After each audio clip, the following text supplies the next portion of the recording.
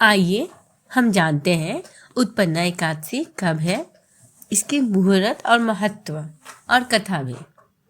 उत्पन्ना एकादशी का व्रत मार्गशीर्ष मास में आने वाली कृष्ण पक्ष की एकादशी तिथि के दिन रखा जाता है।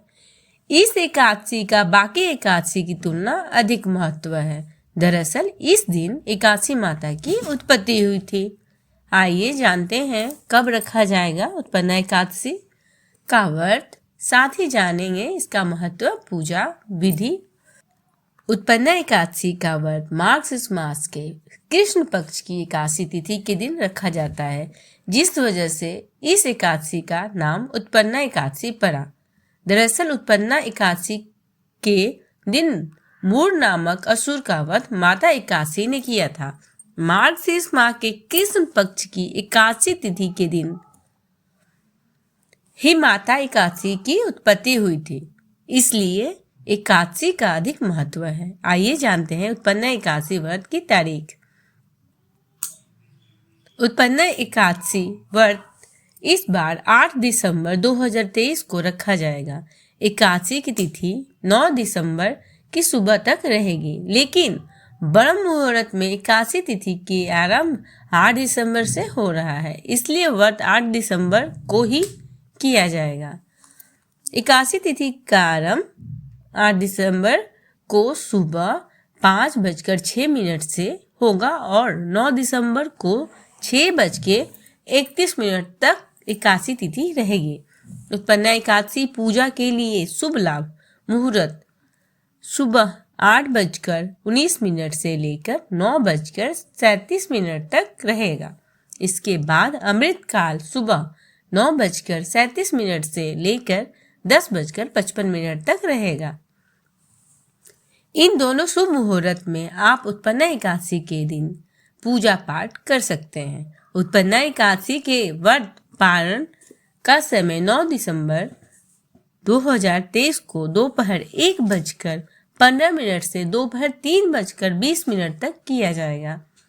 एकादशी माता की उत्पत्ति भगवान विष्णु के हृदय से हुई है। दरअसल भगवान विष्णु जब शयन कर रहे थे तो वहां इन्हें मारने के लिए मूर नामक एक असुर आ पहुंचा।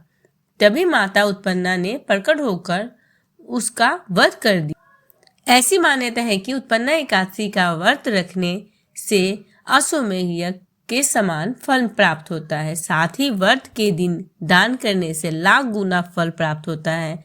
इस व्रत को करने से भगवान विष्णु के साथ साथ माता लक्ष्मी भी प्रसन्न होती हैं। आइए तो हम मार्गशीर्ष माह की उत्पन्ना एकादशी व्रत की कथा सुने। सूत जी कहने लगे, हे ऋषियों, इस व्रत का वृत्तांत और उत्पत्ति प्राचीन काल में भगवान कृष्ण ने अपने परम भक्त युधिष्ठिर से कही थी, वही मैं तुमसे कहता हूँ। एक समय युधिष्ठिर ने भगवान से पूछा था कि एकादशी व्रत किस विधि से किया जाता है और उसका क्या फल प्राप्त होता है। उपवास के दिन जो क्रिया की जाती है आप कृपया कह के मुझसे समझाएं। वह यह कहकर कृष्ण की तरफ देखने लगते हैं। यह वचन सुनकर कृष्ण कहने लगते हैं कि हे युधिष्ठिर, मैं तुमसे एकादशी के व्रत का महत्व कहता हूँ, सुनो। सर्वप्रथम हेमंत ऋतु में मार्गशीर्ष कृष्ण एकादशी से इस व्रत को प्रारंभ किया जाता है। दशमी को सायंकाल यानी कि संध्या के समय भोजन के बाद अच्छी प्रकार से दातून करें ताकि अन्न का अंश मुंह में न रह जाए। रात्रि को भोजन कदापि न करें, न अधिक बोलें। एकादशी के दिन प्रातः 4 बजे उठकर सबसे पहले व्रत का संकल्प लें। इसके पश्चात शौच आदि से निर्वित होकर शुद्ध जल से स्नान करें। व्रत करने वाला चोर, पाखंडी, निंदक, मिथ्याभाषी तथा किसी भी प्रकार के पापी से बात न करें। स्नान के पश्चात धूप, दीप, नैवेद्य आदि 16 चीजों से भगवान का पूजन करें और रात को दीप दान करें। रात्रि में सोया ना या प्रसंग नहीं करना चाहिए। सारी रात भजन कीर्तन आदि करना चाहिए। जो कुछ पहले जाने अनजाने में पाप हो गए हों उनकी क्षमा मांगनी चाहिए। धर्मात्मा पुरुषों को कृष्ण और शुक्ल दोनों पक्षों की एकादशियों का सम्मान समझना चाहिए। जो मनुष्य ऊपर लिखी विधि के अनुसार एकादशी का व्रत करके उन्हें शंखोदवात तीर्थ में स्नान करके भगवान के दर्शन करने से जो फल प्राप्त होता है वह एकादशी व्रत के 16वें भाग के भी समान नहीं है। व्यतिपात के दिन दान देने का 1 लाख गुना फल होता है। संक्रांति के से 4 लाख गुना तथा सूर्य चंद्र ग्रहण में स्नान दान से जो पुण्य प्राप्त होता है वही पुण्य एकादशी के दिन व्रत करने से मिलता है। अश्वमेध यज्ञ करने से 100 गुना तथा 1 लाख तपस्वियों का 60 वर्ष तक भोजन कराने से 10 गुना 10 ब्राह्मणों को अथवा ब्रह्मचारियों को भोजन कराने से 1000 गुना पुण्य भूमि दान करने से होता है। उससे 1000 गुना पुण्य कन्यादान से प्राप्त होता है। इससे भी 10 गुना पुण्य विद्या दान करने से प्राप्त होता है। विद्या दान से 10 गुना पुण्य भूखे को भोजन कराने से प्राप्त होता है। अन्न दान के समान इस संसार में कोई ऐसा कार्य नहीं जिसने देवता को पितर दोनों तृप्त होते हों, परंतु एकादशी के व्रत का पुण्य सबसे अधिक होता है। 1000 यज्ञों से भी अधिक इसका सफल हो जाने पर फल प्राप्त होता है। इस व्रत का प्रभाव देवताओं को दुर्लभ है। रात्रि को भोजन करने वाले को उपवास का आधा फल मिलता है और दिन में एक बार भोजन करने वाले को आधा ही फल प्राप्त होता है, जबकि निर्जल व्रत रखने वाले को महात्मा तो देवता भी वर्णन नहीं कर सकते। युधिष्ठिर कहने लगे कि हे भगवान, आपने हजारों यज्ञ और लाखों गौदान को भी एकादशी व्रत के बराबर नहीं बताया, सो यह तिथि सब तिथियों से उत्तम कैसे हुई, बताइए। भगवान कहने लगे, हे युधिष्ठिर, सतयुग में स्मुर नाम का दैत्य उत्पन्न हुआ। वह बड़ा बलवान और भयानक था। उस प्रचंड दैत्य ने इंद्र आदि, वसु, वायु, अग्नि आदि सभी देवताओं को पराजित करके भगा दिया। तब इंद्र सहित सभी देवताओं ने भयभीत होकर भगवान शिव से सारा वृत्तांत कहा।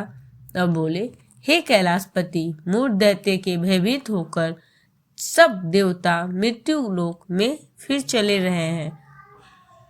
तब भगवान शिव ने कहा, हे देवताओं, तीनों लोकों के स्वामी, भक्तों के दुखों का नाश करने वाले भगवान विष्णु की शरण में जाओ। वही तुम्हारे दुखों को दूर कर सकते हैं। शिव जी के ऐसे वचन सुनकर सभी देवता क्षीर सागर में पहुंचे। वहां भगवान शयन करते देख हाथ जोड़कर उनकी स्तुति करने लगे। हे देवताओं, द्वार स्तुति करने योग्य प्रभु, आपको बारंबार नमस्कार है। देवताओं की रक्षा करने वाले मधुसूदन, आपको नमस्कार है। आप ही हमारी रक्षा करें। दैत्यों से भयभीत होकर हम सब आपकी शरण में आए हैं। आप इस संसार के कर्ता, माता पिता की उत्पत्ति और पालन करता और संहार करने वाले हैं। सबको शांति प्रदान करने वाले हैं। आकाश और पाताल भी आप ही हैं। सबके पितामह ब्रह्मा, सूर्य, चंद्र, अग्नि, सामग्री, होम, आहुति, मंत्र, तंत्र, जप, यजमान, यज्ञ, कर्म, कर्ता, भोक्ता भी आप ही हैं। आप सर्वव्यापक हैं। आपके सिवा तीनों लोकों में चर तथा अचर कुछ भी नहीं है। हे भगवान, दैत्यों ने हमको जीतकर स्वर्ग से भ्रष्ट कर दिया है और हम सब देवता इधर उधर भागे भागे फिर रहे हैं। आप उन दैत्यों से हम सबकी रक्षा करें। इंद्र के ऐसे वचन सुनकर भगवान विष्णु कहने लगे कि हे इंद्र, ऐसे मायावी दैत्य कौन है जिसने सब देवताओं को जीत लिया है, उसका नाम क्या है, उसमें कितना बल है और किसके आश्रय में है तथा उसका स्थान कहाँ है, यह सब मुझसे कहो। भगवान के ऐसे वचन सुनकर इंद्र बोले, भगवान, प्राचीन समय में एक नारीजंग नाम का राक्षस था। उसके महापराक्रमी और लोक विख्यात मूर नाम का एक पुत्र भी था। उसकी चंद्रावती नाम की नगरी है। उसी ने सब देवताओं को स्वर्ग डालकर वहां अपना अधिकार जमा लिया है। उसने इंद्र, अग्नि, वरुण, यम, वायु, ईश, चंद्रमा, नक्षत्र आदि सबके स्थान पर अधिकार कर लिया है। सूर्य बनकर स्वयं ही प्रकाश करता है, स्वयं ही मेघ बनकर बैठा है और सबसे अजय है। हे असुर निकंदन, उस दुष्ट को मारकर देवताओं को अजय बनाइए। यह वचन सुनकर भगवान ने कहा, हे देवताओं, मैं शीघ्र ही उसका संहार करूंगा। तुम चंद्रवती नगरी जाओ। इस प्रकार कहकर भगवान सहित सभी देवताओं उसकी भयानक गर्जना सुनकर सभी देवता भय के मारे चारों दिशाओं में भागने लगे। जब स्वयं भगवान रणभूमि में आए तो दैत्य उन पर भी अस्त्र शस्त्र आयुध लेकर दौड़े। भगवान ने उन्हें सर्प के सामने अपने बाणों से बीन कर दिया। बहुत से दैत्य मारे गए, केवल मूर बच गया। वह अविचल भाव से भगवान के साथ युद्ध करता रहा। भगवान जो भी तीक्ष्ण बाण चलाते वह उसके लिए पुष्प सिद्ध हो जाता। उसका शरीर छिन्न भिन्न हो गया, किंतु वह लगातार युद्ध करता रहा। दोनों के बीच मल्लयुद्ध भी हुआ। 10,000 वर्ष तक उनका युद्ध चलता रहा, किंतु मूर नहीं हारा। थककर भगवान बद्री कसरम चले गए। वहां हेमवती नामक सुंदर गुफा थी, उसमें विश्राम करने लगे। भगवान उसके अंदर प्रवेश कर गए। यह गुफा 12 योजन लंबी थी और उसका एक ही द्वार था। विष्णु भगवान वहां योग निद्रा की गोद में सो गए। मूर भी पीछे पीछे आ गया और भगवान को सोया देखकर मारने को उद्यम हुआ। तभी भगवान के शरीर से उज्ज्वल कांति में रूप वाली देवी प्रकट हुई। देवी ने राक्षस मूर को ललकार युद्ध किया और उसे तत्काल मौत के घाट उतार दिया।